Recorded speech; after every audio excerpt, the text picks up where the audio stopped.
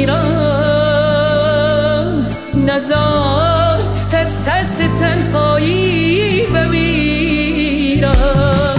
دلم آواز کاری بار میخواد، دلم آغوش گندم زار میخواد. من از دل بستگی ها سر خوردم، دلم یه لشت بی آزار میخواد.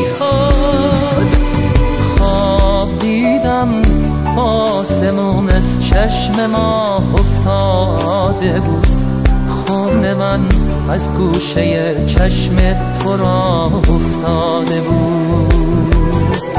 خواب دیدم سایه‌ای بودم که همراهی نداشت، توی خوابم یه فرشته حالهاشو جا گذاشت.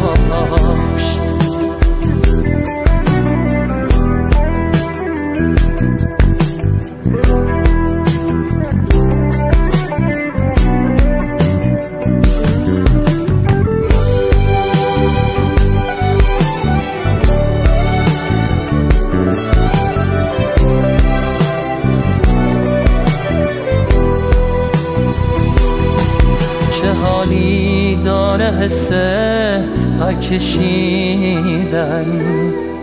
یه دریا رو یه جرعه سر کشیدن. با چشم بسته آدم ها رو دیدن، به تو قبل از داهی ها رسیدن. چه بدحالی یه حس بی پناهی، زمین افتادن از بی تکیه داهی، تصور کردنای اشتباهی، رسیدن از سیاهی به سیاهی.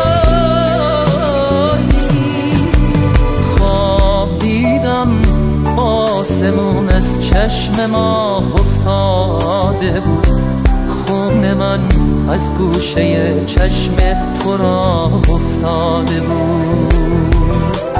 خواب دیدم سایه‌ای بودم که همراهی نداشت، توی خوابم یه فرشته حالهاشو جا گذاشت.